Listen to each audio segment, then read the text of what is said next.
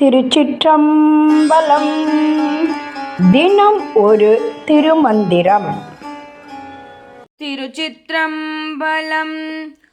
ஆறுமுகத்தில் அதிபதி நான் என்றும் கூறு சமய குரு பரன் நான் என்றும் தேரினத்தற்கு திரு அம்பலத்துளே வேறின்றி அண்ணல் விளங்கி நின்றானே.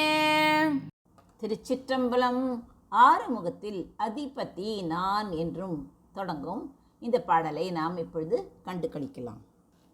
இறைவனிடம் ஆற்றுப்படுத்தும் 6 வழிகளும் நானே, சமயங்கள் புகழும் குருபரனும் நானே என்று கூறும் சிவனை தன் ஆன்ம வடிவாக தன் தலையின் தென்புறத்தில் உள்ள வானவெடியில் சாதகன் அறிந்து கொண்டான். இந்த உண்மையை அறிந்து கொண்டவர்களிடமிருந்து என்றும் வேறுபடாமல் ஒன்றாக கலந்து விளங்குகிறான் சிவபெருமான். ஆறுமுகத்தில் அதிபதி நான் என்று கூறுகிறாரே, அப்படி என்றால் என்ன? ஆறுமுக தலைவன், நான் ஆறுமுக கடவுள். ஆறுமுக கடவுள் யார்? முருகன் தானே. முருகனாக உள்ளேன் என்று கூறுவர்.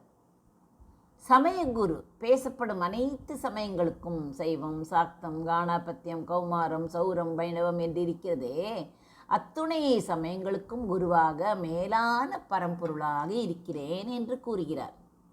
அறியாமை நீங்கியோர் காணும் இடம் என்ன? தெளிவு பெற்றவர்கள், அதாவது அறியாமை நீங்கி ஞானம் பெற்றவர்கள் உணரும் உண்மை இது. இந்த அண்ணல் தெற்கு திசையில் உள்ள திரு அம்பலத்தில் தில்லை சிற்றம்பலம் இருக்கிறதே, அங்குதான் இருக்கிறார். அங்கு வேறுபாடு ஏதுமின்றி பரம்பொருளாகிய அண்ணல் விளங்கி நிற்கிறார். இந்த பாடலின் சாரம்தான் என்ன? ஆறுமுகப் பெருமானாக இருப்பவர் வேறொருவர் அல்ல, சமயங்களுக்கு எல்லாம் குருவானவரும் வேறொருவர் அல்ல. இந்த 2 நிலைகளும் ஒரே பரம்பொருளாகிய சிவபெருமானே ஆவார். இந்த உண்மை ஞானம் அடைந்தவர்களால் தில்லை திரு அம்பலத்தில் நடனமாடும் அண்ணலின் வேறுபாடின்றி உணரப்படுகிறது. இது சிவனும் முருகனும் ஒன்றே என்னும் தத்துவத்தை நன்றாக எடுத்து காட்டுகிறது. இதற்கு ஒரு தகுந்த கதையை நாம் இப்பொழுது காண இருக்கிறோம். ஒரு சமயம் முருகப்பெருமான் சிறுவன் வடிவம் கொண்டு தன் தந்தையான சிவபெருமானை சந்தித்தார். அப்போது முருகன் சிவனிடம் ஓம் என்னும் பிரணவ மந்திரத்தின் பொருளை விளக்குமாறு கேட்டார். ஒரு சமயம் முருகப்பெருமான் சிறுவன் வடிவம் கொண்டு தன் தந்தையான சிவபெருமானை சந்தித்தார். அப்பொழுது சிவபெருமான் ஓம் என்னும் பிரணவ மந்திரத்தின் பொருளை விளக்கச் சொன்னார். பிரம்மதேவர் படைக்கும் கடவுளாக இருந்தாலும் பிரணவத்தின் உண்மை பொருளை முழுமையாக அறியாமல் இருந்ததால் முருகப்பெருமான் என்ன செய்தார்? அவரை பிரணவத்திற்கு பொருள் கூறச் சொன்னார். பிரம்மா திணறி திண்டாடினார்.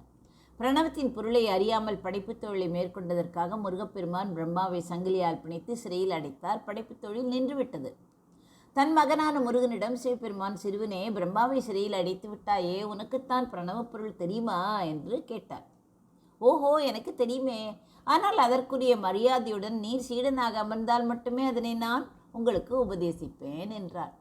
சிவபெருமான் தன் மகனின் நிபந்தனைக்கு இணங்கி சீடனைப் போல கை கட்டி அமர முருகப்பெருமான் அவருக்கு அருகில் குருவாக அமர்ந்து தன் தந்தைக்கு அந்த பிரணவ மந்திரத்தின் உண்மையை விளக்கினார். அந்த உண்மை பொருளை உபதேசித்தார்.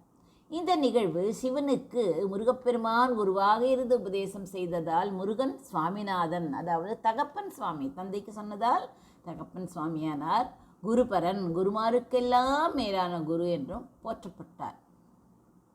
இதன் மூலம் முருகன் என்பவர் வேறு ஒரு தனி பரம்பொருள் அல்ல, அவர் சிவனின் ஞான வடிவம். அவரே எல்லா சமயங்களுக்கும் குருவானவர். சிவனும் முருகனும் ஒருவரே என்னும் வேற்றுமையற்ற தத்துவத்தை உலகுக்கு உணர்த்தினார். உணர்ந்த உண்மையை தான் ஆறுமுகத்தில் அதிபதி நான் என்றும் கூறு சமய குருபரன் நான் என்றும் வேற்றுமையின்றி அண்ணல் விளங்குகிறார் என்று உறுதிப்படுத்துகிறார். ஆறுமுகத்தில் அதிபதி நான் என்றும் கூறு சமய குருபரன் நான் என்றும் தேரினர் தெற்கு திரு அம்பலத்துள்ளே வேறின்றி அண்ணல் விளங்கி நின்றானே. நன்றி, வணக்கம். உமா பாலசுப்ரமணியன்.